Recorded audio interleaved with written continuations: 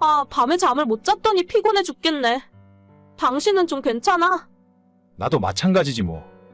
어제는 새벽 4시 넘어서도 쿵쿵거리면서 돌아다니더라. 진짜 너무 짜증나네. 오늘은 내가 올라가서 한마디 할까? 아니, 그냥 하지 마.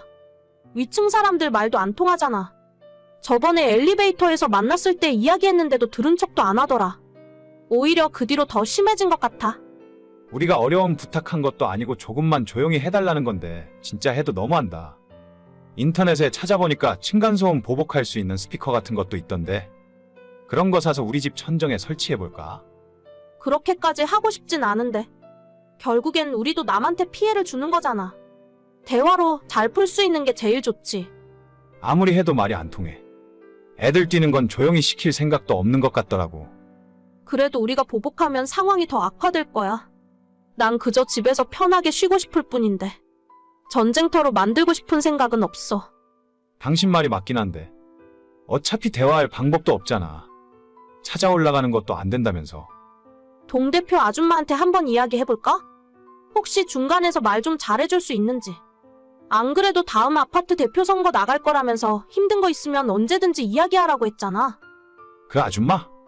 에이, 그 아줌마 맨날 말만 번지르르 하고 일 제대로 하는 거 하나도 없어. 왜? 말로는 자기한테 말만 하면 다 처리해줄 것 같이 이야기하던데. 우리 아파트 지하주차장에 거지같이 차를 주차해놓은 사람 알고 보니까 그 집 부부더라고. 아줌마도 맨날 남의 차 막고 주차하고 그 집 아저씨는 경비 아저씨랑 주차 딱지 때문에 싸우고 있더라. 자기가 누군지 아냐면서.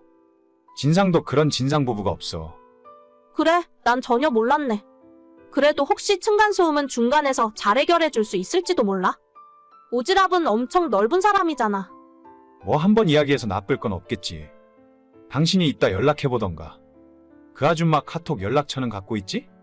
저번에 전화번호 나한테 주더라고. 언제든지 연락해도 된다고 했어. 알았어. 별로 큰 기대는 하지 말고. 결혼 6년 만에 남편과 열심히 아끼고 노력하면서 살았더니 드디어 내 집을 마련하게 되었습니다. 25평에 지은 지 20년 가까이 되는 낡은 아파트였지만 지하철역에서도 가깝고 초등학교, 중학교까지 걸어갈 수 있는 거리에 있어서 이제는 아이 낳고 키우더라도 더는 이사 갈 필요가 없어서 좋았어요. 하지만 기분 좋은 것도 며칠 가지 않았고 저희가 이 집에 이사 들어오자마자 왜 다른 집보다 싸게 내놨는지 바로 알 수 있었죠. 윗집이 아침 일찍부터 발망치 소리를 쿵쿵 내며 걸어다니고 밤 12시가 넘도록 아이들 뛰는 소리 때문에 온 집안이 울리더라고요.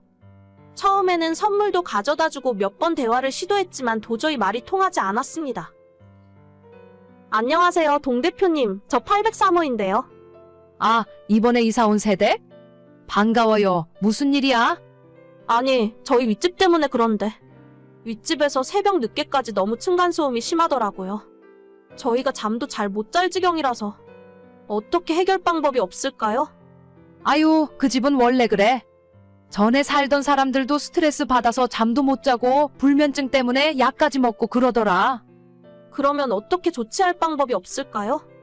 그 집 부부가 둘 다 40대인데 완전 아나무인이야. 나도 몇 번 찾아가서 이야기한 적 있지만 말이 안 통하더라고. 그럼 혹시 연락처라도 알 수 있을까요? 제가 직접 이야기를 해보고 싶어서. 903호 연락처? 나한테 전화번호가 있긴 한데 아무한테나 막 알려줘도 되는 건지 모르겠네.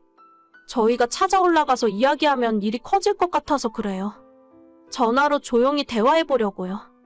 무슨 말인지는 알겠는데 그래도 개인정보니까 내가 마음대로 알려주긴 좀 그렇네. 내가 903호한테 물어보고 다시 연락해주면 안 될까? 네, 그렇게 하세요, 그럼.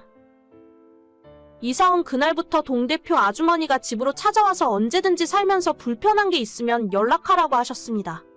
서로 전화번호도 교환했고 내년에 자기가 아파트 대표 선거 나갈 거니까 잘 좀 부탁한다는 말씀을 하시길래 친해둬서 나쁠 건 없겠다 싶었어요. 그래서 이번 층간소음 문제도 혹시나 그 아주머니가 도움을 줄 수 있지 않을까 싶어서 연락을 하게 되었죠. 하지만 돌아오는 대답은 너무나도 실망스러웠어요. 세댁 내가 903호랑 이야기를 해봤는데 자기들은 최대한 조용히 신경 쓰며 살고 있다고 하던데 무슨 말씀이세요? 전에 살던 사람도 층간소음 때문에 집 팔고 나간 거라면서요. 아주머니께서 방금 저한테도 그렇게 말씀하셨잖아요. 뭐 그렇긴 한데 903호가 자기 입으로 그렇게 말을 하니까 내 입장에서는 어떻게 해줄 방법이 없어. 그럼 연락처라도 알려주세요. 제가 직접 이야기할게요. 연락처도 알려주지 말라 하더라고. 서로 좋은 게 좋은 거라고 참아가면서 살아. 요즘 층간소음 없는 아파트가 어디 있겠어. 다 그 정도는 참고 사는 거니까. 아니, 새벽에도 엄청 뛴다니까요? 저도 일반적인 상황이면 이 정도까지 안 했죠.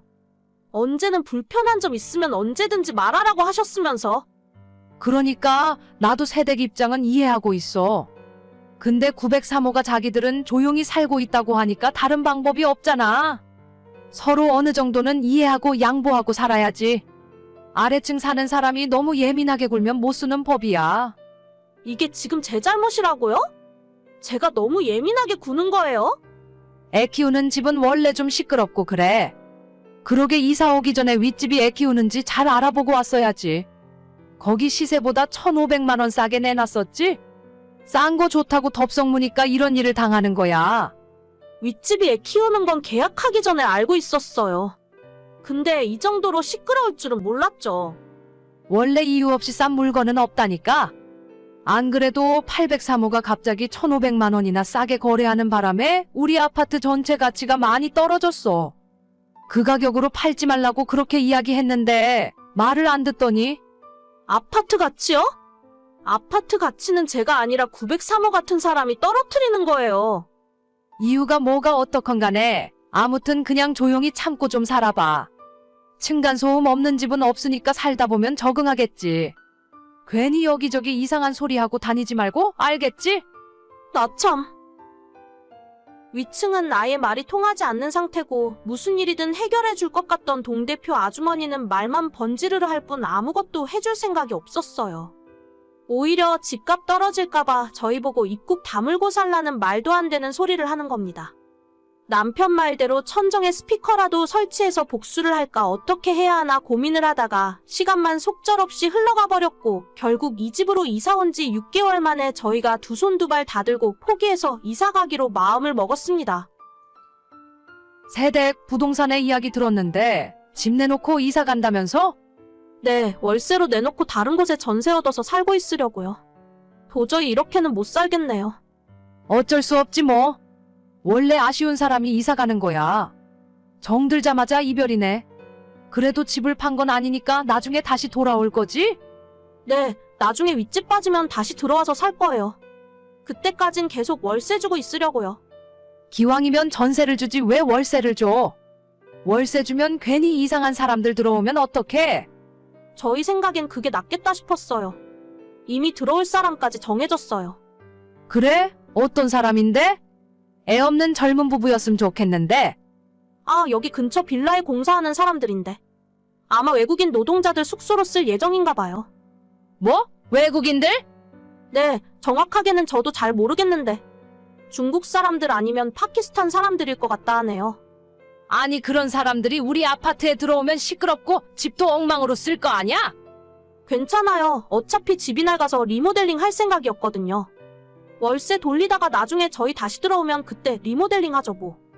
아니 그래도 그렇지. 어떻게 외국인들 숙소로 쓰게 할 수가 있어? 난 절대 인정 못해. 반대야 반대.